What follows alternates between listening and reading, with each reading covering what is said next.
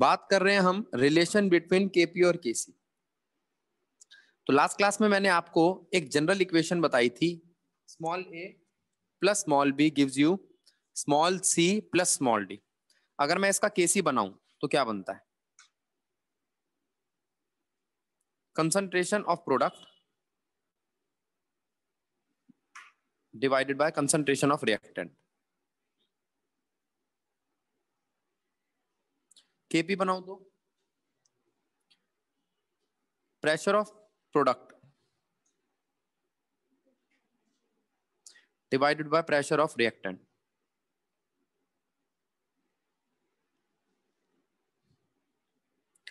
हम जानते हैं पीवी इक्वल्स टू एनआरटी होता है आइडियल गैस इक्वेशन के लिए, तो पी बन जाएगा एन अपॉन में वी आर टी,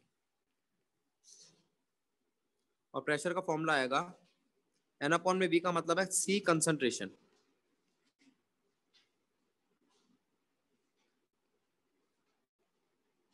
अब ये जो सी कंसंट्रेशन है ये चारों के लिए अलग अलग है, यानी कि पी ए के लिए अलग, बी के लिए अलग, सी के लिए अलग और डी के लिए अलग। पी ए के लिए बनेगा concentration of A R T, B के लिए बनेगा concentration of B R T, C के लिए बनेगा कंसंट्रेशन सी आर टी और डी के लिए बनेगा कंसंट्रेशन डी आर टी। ये 4 पॉइंट बने तुम्हारे, P A P B P C और पी डी। अगर मैं ये चारों वैल्यू के पी के एक्सप्रेशन में रख दूं तो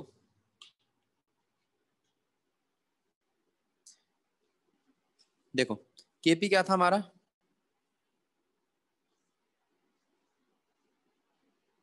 ये, और इसके अंदर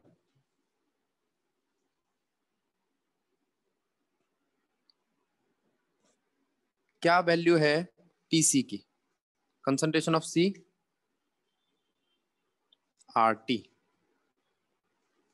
concentration of D R T, concentration of A R T और concentration of B R T.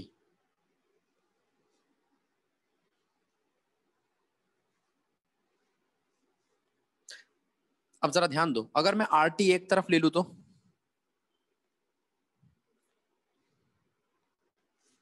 ठीक है, आर टी कॉमन ले सकते हैं, आर टी कॉमन ले सकते हैं, बोलो गधे हो तुम सारे। आर टी कॉमन नहीं लेंगे, मल्टीप्लाई हो रहे हैं सारे, आर टी बाहर लेंगे और आर टी का बेस सेम है इसलिए पावर ऐड होगी। बात समझ आई? ये आर टी कॉमन नहीं निकाला, आर टी को एक साइड में लिख लिया, एक आर टी की पावर थी सी, एक आर टी की पावर थी डी, दोनों का बेस सेम है तो पावर, और यहां बचा आपका कंसंट्रेशन सी की पावर सी, कंसंट्रेशन डी की पावर डी, कंसंट्रेशन ए की पावर ए, कंसंट्रेशन बी की power B.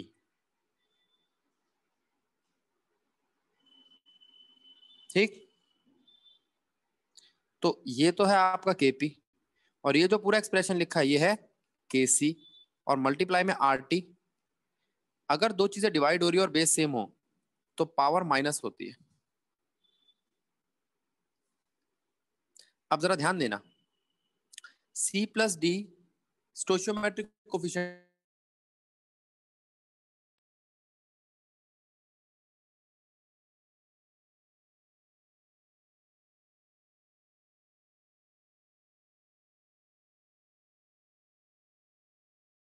Number of moles, और सिर्फ गैस की बात क्यों कर रहा हूं मैं, क्योंकि इस इक्वेशन को मैं गैस इक्वेशन से उठा के लाया हूं, और प्रेशर का रिलेशन मैं केसी के साथ तभी निकालूंगा जब बात कर रहे हो गैस की। तो सी प्लस डी माइनस ए प्लस बी बना डेल्टा एन जी। ये कैसे बनेगा हमने लेसन नंबर 6 में भी देखा था, थर्मोडायनेमिक्स में। ठीक है, एक एग्जांपल देके मैं समझा भी दूंगा आपको। तो आप यहां से लिख सकते हो केपी इज इक्वल्स टू के सी आर टी की पावर डेल्टा एन। ये हो गया आपका केपी का रिलेशन। यहां हमने सिर्फ एक एक्सप्रेशन लिया है पीवी इक्वल्स टू एनआरटी, वहां से प्रेशर और कंसंट्रेशन के बीच में रिलेशन बनाया, और वो प्रेशर और कंसंट्रेशन के बीच का रिलेशन केसी और केपी के बीच का रिलेशन बन गया।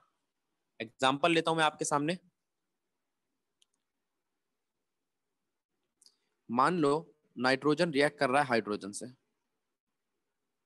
और देता है 2NH3। तो डेल्टा एन जी बनेगा आपका प्रोडक्ट में number of moles of gas minus reactant में number of moles of gas. N2 gas है, हाँ। H2 गैस है, हाँ। NH3 गैस है, हाँ। तो प्रोडक्ट कितने हैं? दो। प्रोडक्ट कितने हैं? दो। रिएक्टेंट कितने हैं? एक ये, तीन ये और एक ये। यहाँ कुछ नहीं लिखा था तो मैं बाद में एक लिख देता हूं। अब जरा ध्यान दो, नीचे प्रोडक्ट कितने हैं? दो। और रिएक्टेंट कितने हैं? चार। तो डेल्टा एनजी क्या आएगा? -2। बात खत्म। अच्छा, तो अगर आपको केपी की वैल्यू दी हो तो आप केसी की वैल्यू निकाल सकते हो आरटी डेल्टा एन से, और केसी की वैल्यू निकालनी हो तो केपी की वैल्यू से निकाल सकते हो। ठीक है, अब हम इन पे एग्जांपल्स देखेंगे एनसीईआरटी के। पहले एक चीज और समझ लेते हैं, वो है Gibbs free energy.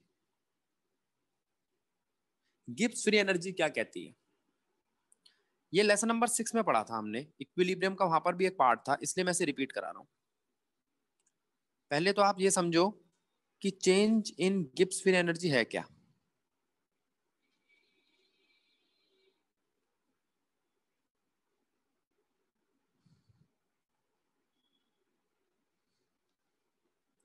Gibbs free energy होता है H-TS। ये एक स्टेट फंक्शन है, इसलिए इसका चेंज निकाला जाता है। तो डेल्टा जी होता है डेल्टा H-T डेल्टा S, और डेल्टा जी नॉट होता है delta H0 - T delta S0। ये है स्टैंडर्ड। ठीक है, एक बात हो गई। अब सारे बच्चे बात को समझेंगे।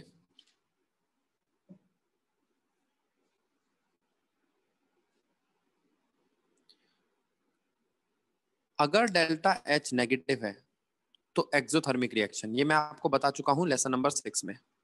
पॉजिटिव है तो एंडोथर्मिक रिएक्शन। डेल्टा एस अगर नेगेटिव है तो लेस रैंडम, और डेल्टा एस अगर पॉजिटिव है तो मोर रैंडमनेस। याद रखो, एक्सोथर्मिक सपोर्ट करता है स्पॉन्टेनियस को,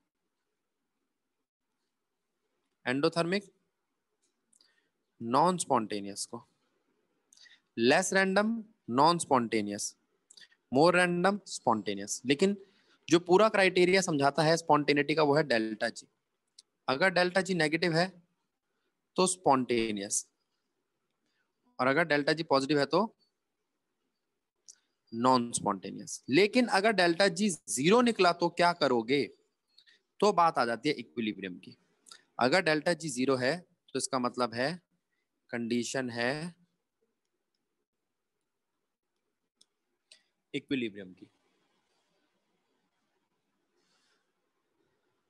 तो हमारा एक्सप्रेशन बनता है delta G is equals to delta G not plus NRT log QC। एक दिक्कत ये QC कौन है? क्वेश्चन कांस्टेंट अभी तक हमने नहीं पढ़ा, अभी पढ़ाऊंगा मैं आपको। और अगर मैं बात करूं आपसे इक्विलिब्रियम की, तो इक्विलिब्रियम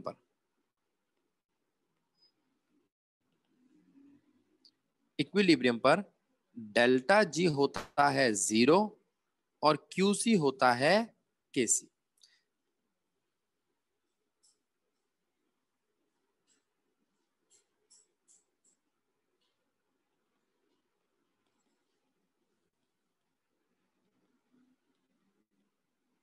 तो डेल्टा जी नॉट की वैल्यू आ जाएगी -NRT नेचुरल लॉग KC। मैं आपको बता चुका हूं नेचुरल लॉग जो होता है ना, वो होता है 2.303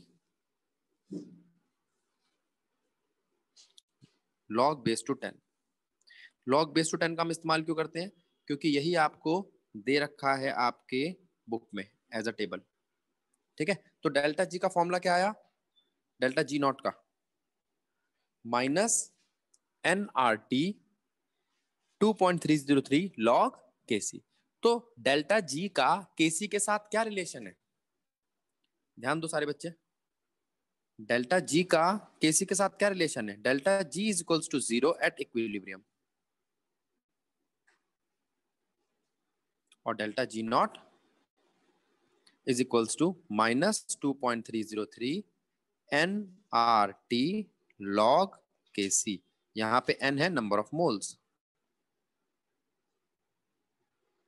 आर है यूनिवर्सल गैस कांस्टेंट,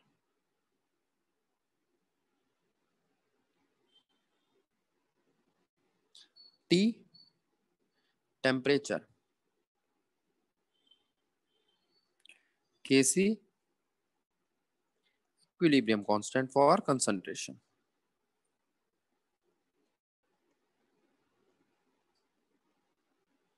तो अगर कोई आपसे पूछे डेल्टा जी का क्या रिलेशन है केसी के साथ, डायरेक्टली डेल्टा जी का क्या रिलेशन है इक्विलिब्रियम के साथ, डेल्टा जी 0 होता है, ठीक है, और डेल्टा जी नॉट डायरेक्टली, ठीक। अब बारी आती है क्यूसी की, क्यूशन कांस्टेंट की। क्या है ये क्यूसी? फिर हम जनरल इक्वेशन उठाए,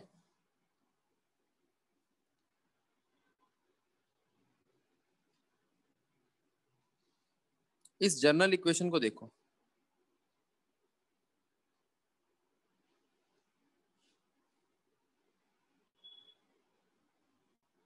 और इस इक्वेशन में ये वैल्यू देखो क्या थी,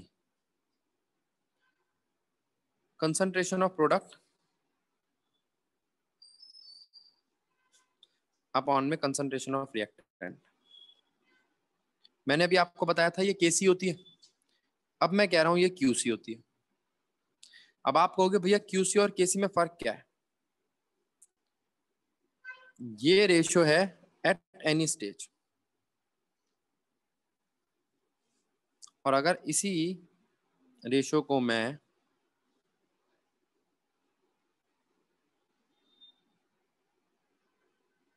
इक्विलिब्रियम पे लिख दूं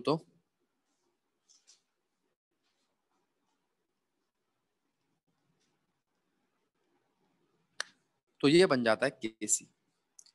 केसी रेशियो है प्रोडक्ट की कंसंट्रेशन और रिएक्टेंट की कंसंट्रेशन की इक्विलिब्रियम पर, और क्यूसी रेशियो है प्रोडक्ट की कंसंट्रेशन और रिएक्टेंट की कंसंट्रेशन की किसी भी कंडीशन पर। अच्छा, तो आप कहोगे भैया क्यूसी का कंसेप्ट ही क्यों लाए? कंपेयर करने के लिए। अब जरा ध्यान दो, ये एक रिएक्शन देखो आप, अगर मैं आपसे कहूं कि इसकी ये रिएक्शन इस वक्त इक्विलिब्रियम पे है, तो आप बात करोगे केसी की। अगर मैं आपसे कहूं कि मुझे नहीं पता ये इक्विलिब्रियम पे है या नहीं, तो आप क्या करोगे? आप चेक करोगे, ठीक है। तो पहले आप इसका क्यूसी निकालोगे। क्यूसी क्या होगा? ये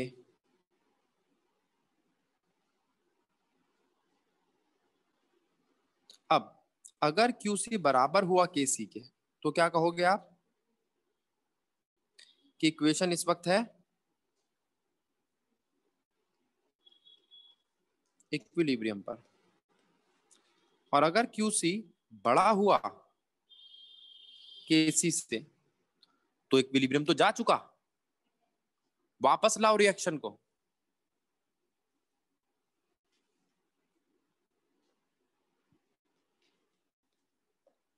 और अगर क्यूसी छोटा है केसी से, तो इक्विलिब्रियम अभी आया ही नहीं।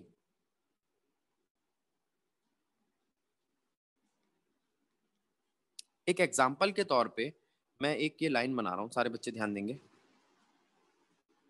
इस लाइन पे ये है इक्विलिब्रियम, ठीक है, यहां पर आता है इक्विलिब्रियम, ये आपका केसी है। मैंने कुछ स्टेजेस लिए, पहली स्टेज, दूसरी स्टेज, तीसरी स्टेज। अब कोई आपसे पूछे अगर आपकी रिएक्शन इस स्टेज पे है, तो इसका क्या मतलब है? इक्विलिब्रियम अभी आना है। तो पहली स्टेज पे क्यूसी छोटा है केसी से, तो रिएक्शन को अभी आगे जाना है। कहां जाना है?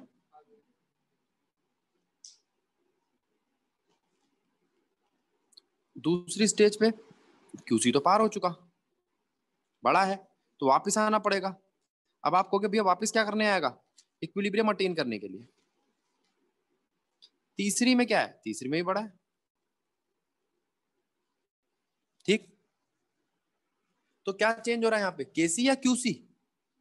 क्यूसी चेंज हो रहा है, केसी तो कांस्टेंट है। केसी एक इक्विलिब्रियम कांस्टेंट है, क्यूसी कंपेयर करने वाला कांस्टेंट है, ये पता लगाएगा कि इक्विलिब्रियम आया या नहीं। एनसीईआरटी ने इसको एक बार की फॉर्म में दिखा रखा है, देखो ऐसे बड़ा अच्छा बना के दिखा एनसीईआरटी ने। ये मैं आपको ग्रीन कलर से इक्विलिब्रियम के बार बना के दिखा रहा हूं। आप मुझे बताओ तीनों कंडीशन में इक्विलिब्रियम के बार कैसे दिखाई दे रहे हैं आपको?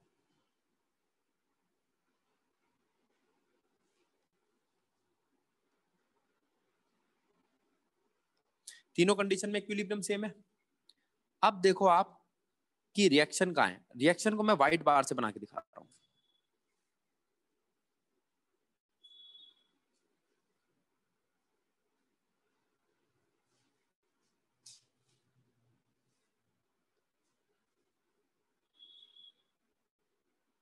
पहली कंडीशन का मतलब है अभी रिएक्शन और बढ़ेगी तब जाके इक्विलिब्रियम पे जाएगी, यानी कि क्यूसी छोटा है केसी से।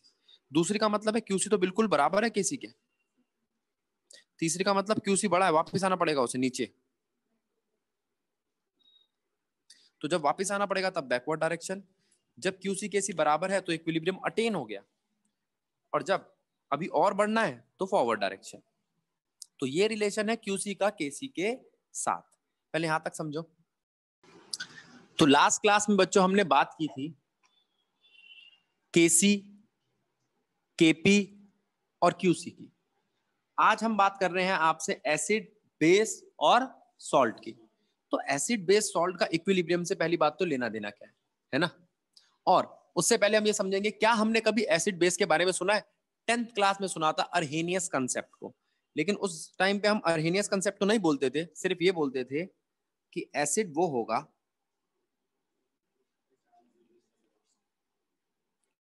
जो एच आयन लूज करेगा, और बेस वो होगा जो ओ एच आयन लूज करेगा। खत्म कहानी। तो हम एच आयन और ओ एच आयन रिलीज करने की प्रॉपर्टी से ही एसिड और बेस को समझते थे। ठीक है, अच्छा।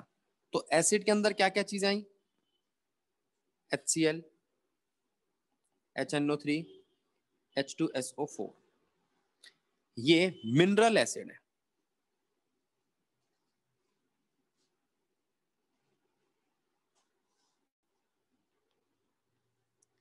मिनरल एसिड ये भी आपने पढ़ा हुआ है। फिर आते हैं ऑर्गेनिक एसिड।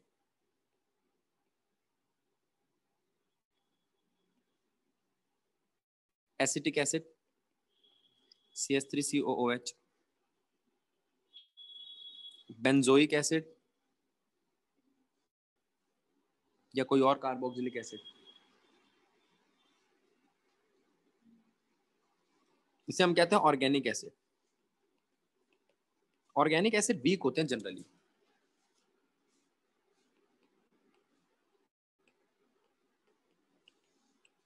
और जो मिनरल एसिड होते हैं वो स्ट्रांग होते हैं। एक तो इस बात को ध्यान रखना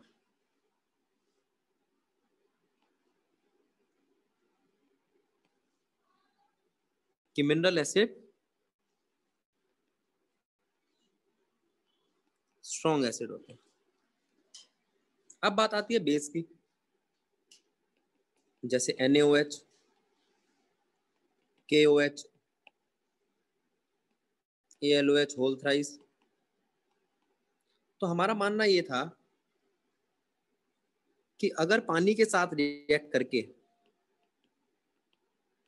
NaOH आयंस बनाता है, जैसे Na+, वो भी एक्वस, OH-, वो भी एक्वस, तो OH आयन ये रिलीज कर रहा है, इसलिए ये बेसिक कैरेक्टर दिखा रहा है। और अगर मैं आपसे HCl की बात करूं तो वो H आयन रिलीज करता है।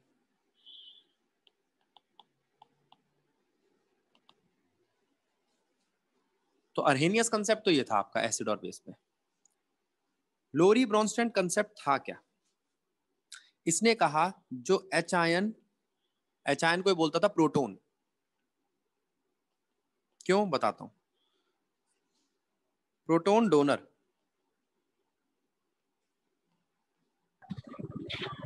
होगा एसिड और प्रोटॉन एक्सेप्टर होगा बेस। तो जो एच आयन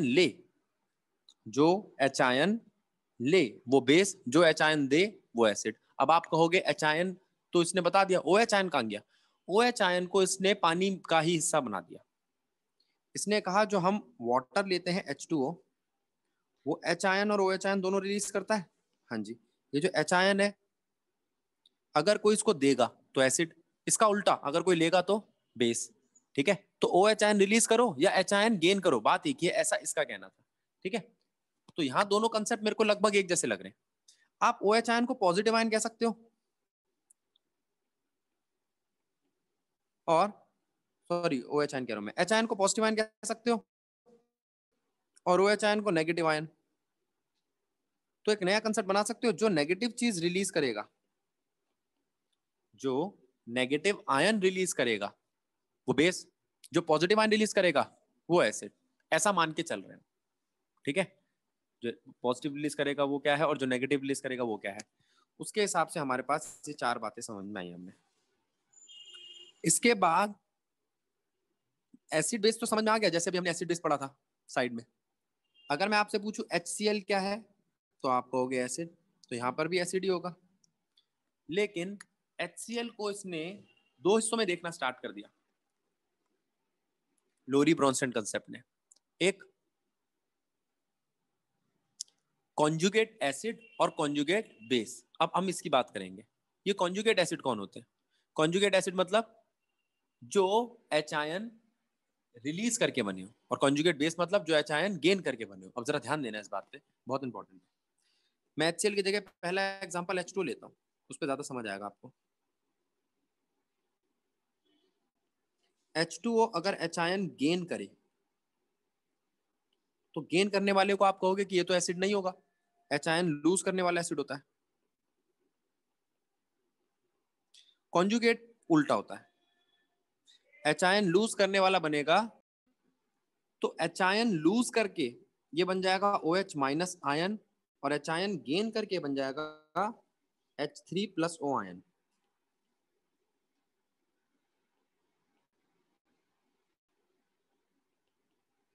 हाइड्रोनियम आयन बोलते हैं बेटा इसको हम।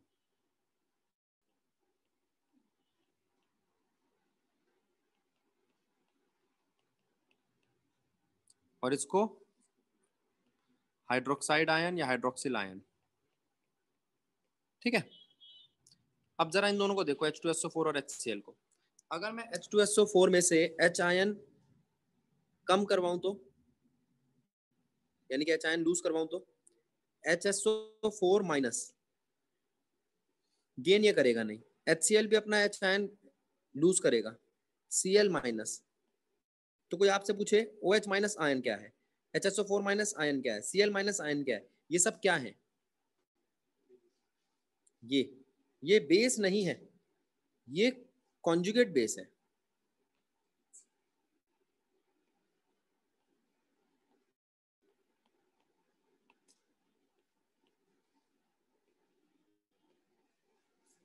और ये कॉन्जुगेट एसिड। अब मैं एक ऐसा आयन ले रहा हूं जो दोनों में कन्वर्ट होगा, जैसे पानी कन्वर्ट हुआ था। HSO4 माइनस, HSO4 माइनस अगर एक और एच आयन लूज कर दे तो बनेगा SO4 2 माइनस, और एक एच आयन गेन कर ले तो बनेगा H2SO4। HSO4 माइनस अगर एक एच आयन और रिलीज करे तो बनेगा सल्फेट आयन, और अगर एक आयन गेन करे तो बनेगा H2SO4। अब कोई तुमसे पूछे H2SO4 क्या है? Conjugate acid. और वो कॉन्जुगेट एसिड अगर एक एच आयन रिलीज कर दे, मतलब ये इस वक्त एसिड है, ये एसिड है, ये एच आयन रिलीज करेगा, हाँ अपना एसिडिक करेक्टर दिखाएगा, हाँ ये दिखा दिया। तो ये कौन है? ये सल्फेट आयन। सल्फेट आयन है कॉन्जुगेट बेस, मतलब बेस है, इसका मतलब ये एच आयन गेन करेगा। अभी एच आयन गेन करेगा, हाँ दिखाई दे रहा है। एच आयन गेन करके क्या बनता है? ये HSO4 माइनस। ठीक है, तो एक चीज तो यहां ध्यान रखना कि कॉन्जुगेट बेस और कॉन्जुगेट एसिड नॉर्मल एसिड और बेस से उल्टे दिखाई दे रहे होते हैं। जनरली एसिड वो होता है जो एच आयन रिलीज करे, लेकिन कॉन्जुगेट एसिड वो होता है जो एच आयन, याद रहेगा। और असलियत में बताऊं तो कॉन्जुगेट एसिड एसिड नहीं होता, एसिड के साथ वाला। ठीक है, आप ना यहाँ पर एक को पॉइंट आउट करो, जैसे H2O को पॉइंट आउट करा, तो अगर ये कुछ है तो उसके साथ वाला क्या होगा? ये कॉन्जुगेट बेस है तो इसके साथ वाला एसिड है, इसके साथ वाला। और अगर ये कॉन्जुगेट एसिड है तो इसके साथ वाला बेस है। तो असलियत में H2O क्या है? वो दोनों करेक्टर दिखा रहा है, हाँ। वो एसिड और बेस दोनों करेक्टर दिखा रहा है, हाँ। जो एसिड और बेस दोनों करेक्टर दिखाए वो न्यूट्रल नहीं होता, वो एम्फोटेरिक होता है। न्यूट्रल तो आपने वर्ड पढ़ रखा है, क्योंकि एसिड और बेस बराबर था इसलिए आपने उसको न्यूट्रल कहा। लेकिन उसका एक और नाम है, एक चीज जो एसिडिक और बेसिक दोनों करेक्टर दिखाए वो क्या होती है? एम्फोटेरिक। ये वर्ड शायद 10th क्लास में नहीं था। था तो अच्छी बात है, देखो था।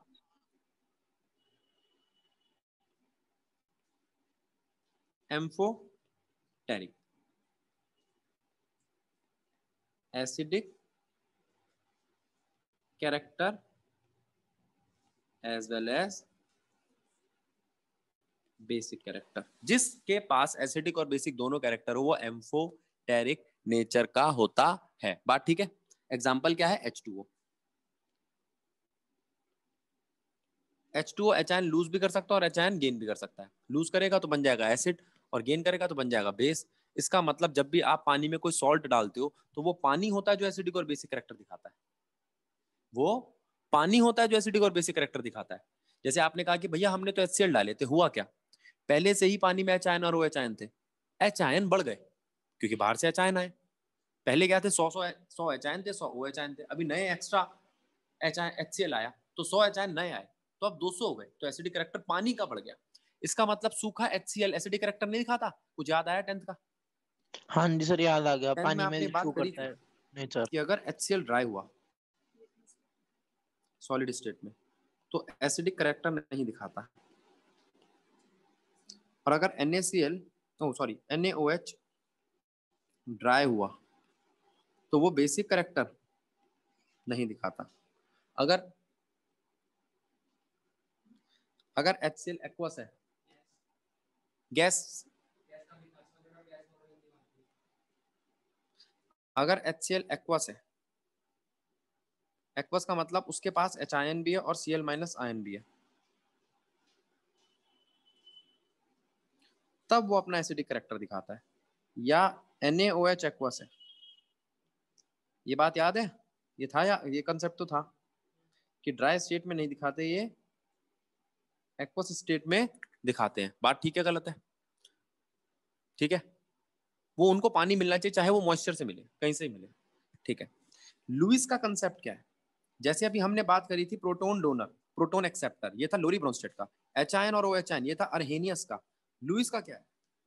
लुईस का कंसेप्ट बहुत अच्छा है, ये इलेक्ट्रॉन की बात कर रहा है। इलेक्ट्रॉन डोनर यानी कि नेगेटिव चीज छोड़ने वाला कौन होगा? Basic in character. इसका बिल्कुल उल्टा, प्रोटोन डोनर, ओ सॉरी इलेक्ट्रॉन एक्सेप्टर, यानी कि इलेक्ट्रॉन गेन करने वाला कैसा होगा?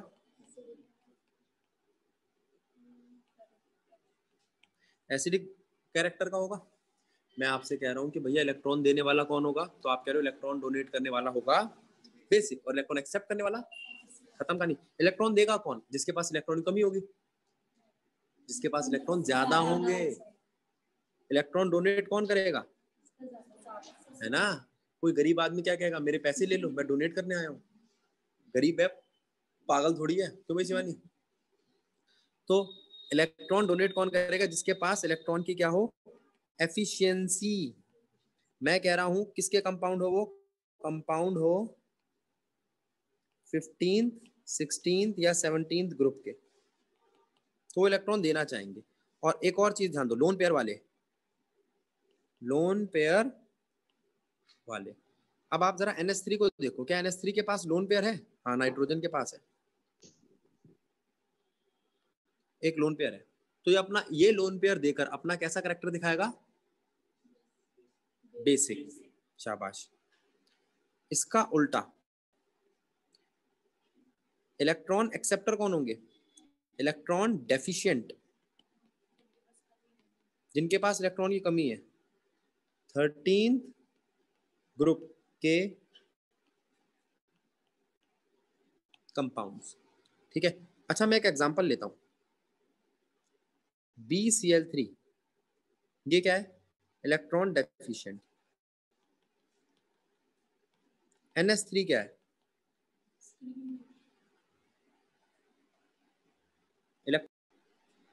तो BCl3 इलेक्ट्रॉन डेफिशिएंट, NH3 है electron efficient. Electron deficient electron efficient के साथ मिलके एक कंपाउंड बना सकता है। तो ये सॉल्ट है। जिसपे इलेक्ट्रॉन की कमी थी वो था एसिड। कौन सा एसिड? Lewis acid. और ये था बेस। बात को समझो। इलेक्ट्रॉन एक्सेप्टर का मतलब है जिसके पास इलेक्ट्रॉन की कमी हो, वो पूरी करने के लिए वो किसी से इलेक्ट्रॉन लेगा। ठीक है, मैं बना के दिखाता हूं आपको। अगर मैं आपसे पूछूं BCl3 कैसा दिखता है, तो आप कहोगे भैया BCl3 के पास 3 बॉन्ड है। ये मैं इसलिए बना रहा हूं क्योंकि अभी आप लेसन नंबर 4 केमिकल बॉन्डिंग पढ़ के आ रहे हो। ठीक है। और NH3 के पास कितने बॉन्ड है? उसके पास 3 तो बॉन्ड पेयर है और एक लोन पेयर है।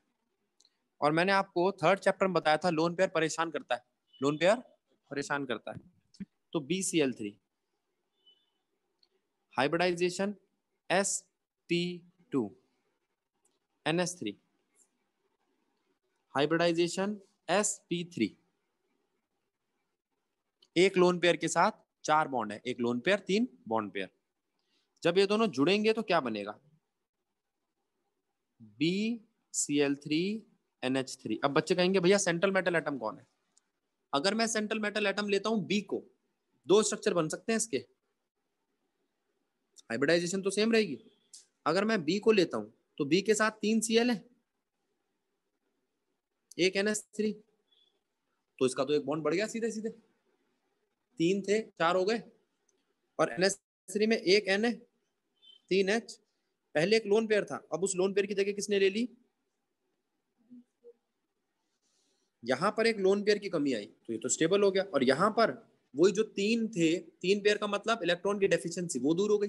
तो तुम कह सकते हो इसकी हाइब्रिडाइजेशन स्टेबल हो गई और ये लोन पेयर छोड़ने की वजह से स्टेबल हो गया।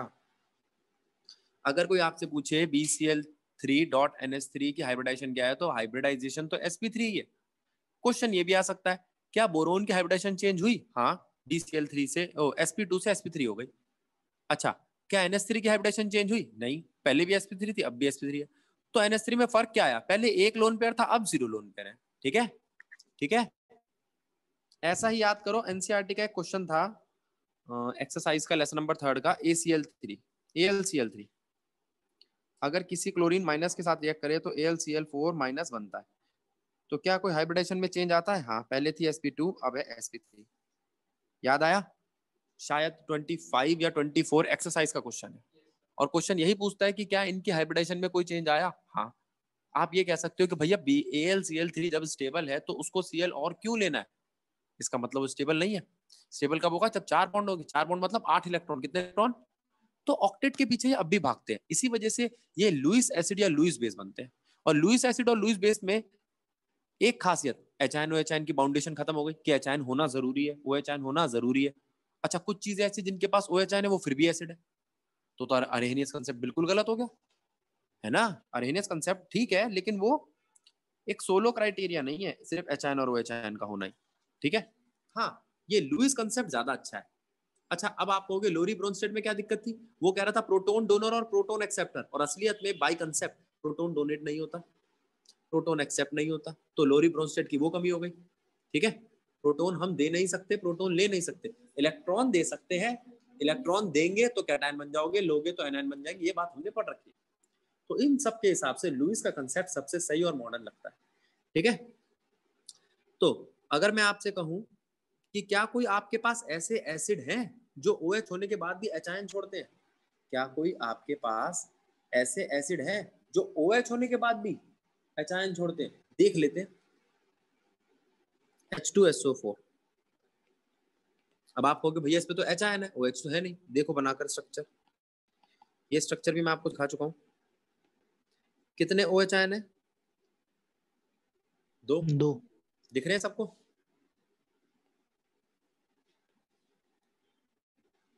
गौरी कोई दिक्कत? अगर मैं बनाता हूं HuSO3 तो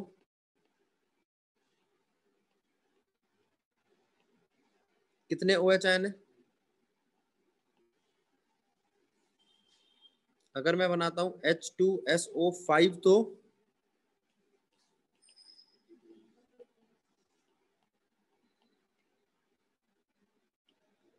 हर्ष, ये स्ट्रक्चर्स इसीलिए बनवाए थे वहां पे, जिससे अब यहाँ पर ये स्ट्रक्चर बनाने में टाइम वेस्ट ना करो, क्योंकि स्ट्रक्चर का चैप्टर नहीं है वो तो हमने केमिकल बॉन्डिंग बना ली। अब जरा इसको देखना, ओलियम,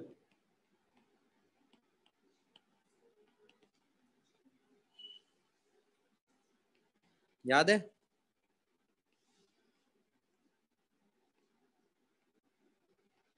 मैंने ये भी बताया था टेट्राहेड्रल होने चाहिए।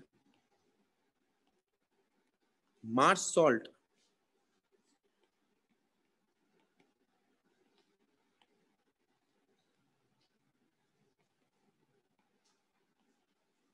ये भी याद है? देखो मैं कॉपी इसलिए मार रहा हूं जिससे आप ये समझ सके कि कितना सिमिलर है ये ओलियम से।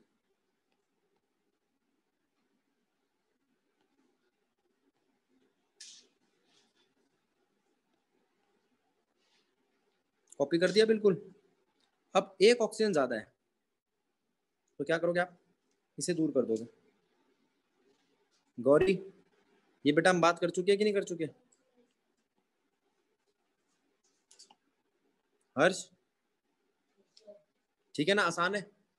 लेकिन तू ये तो कह सकता है कि भैया इनके पास जो OH आयन है आप उनका करोगे क्या? उसको नाम दे दिया है। क्या है ये सारे के सारे? ये सब कौन है? ये है protic acid. Protic proton donor से वर्ड निकला है।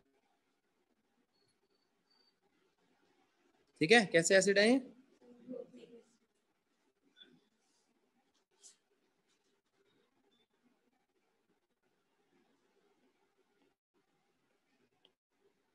Protic acid. ये 10th क्लास में तो, ये तो पक्का मुझे पता, ये नहीं था 10th क्लास में। ठीक है, अब प्रोटिक एसिड के बाद क्या आता है? और कुछ प्रोटिक एसिड मैं सारे एक जैसे बना के दिखा रहा हूं जिससे आपको ना इनके स्ट्रक्चर में भी दिक्कत ना आए और प्रोटिक भी मतलब समझ में आए। H3PO, H3PO2, H3PO3 और H3PO4। सारे बच्चे ध्यान देंगे H3PO स्ट्रक्चर कैसा है? Phosphorus double bonded O with 3 hydrogen atom. अब जरा गिन के बताओ कितने OH आयन है? एक भी नहीं है, तो ये तो प्रोटिक एसिड नहीं है।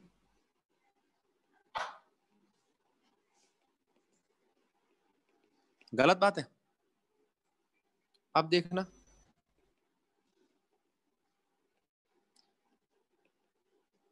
मोनोप्रोटिक है।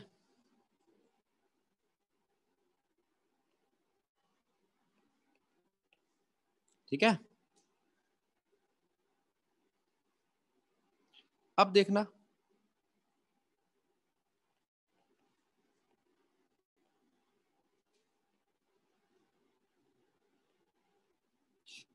डायप्रोटिक। और अब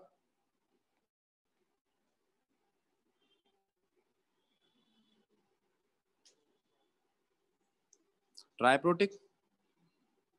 बोलो। ठीक है बेटा, ये बात क्लियर हुई? Monoprotic, डायप्रोटिक, triprotic. और प्रोटिक का मतलब ऐसा एसिड जिसके पास OH आयन है फिर भी वो उस OH आयन का H आयन रिलीज करे। पीछे चलते हैं, कितने OH दिखाई दे रहे हैं? 2। डायप्रोटिक, इसमें ये भी डायप्रोटिक, इसमें ये भी डायप्रोटिक। ठीक है बच्चों,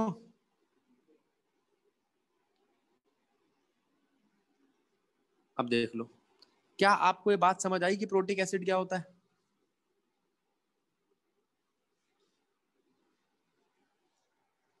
प्रोटिक एसिड क्या होता है? प्रोटिक एसिड का मतलब है एक ऐसा एसिड जो OH आयन होने के बाद भी H आयन रिलीज करे। ठीक है, अब 3 तरीके के एसिड पता चल गए, कॉन्जुगेट एसिड, कॉन्जुगेट बेस पता चल गया। अब जरा इस पे ध्यान देना,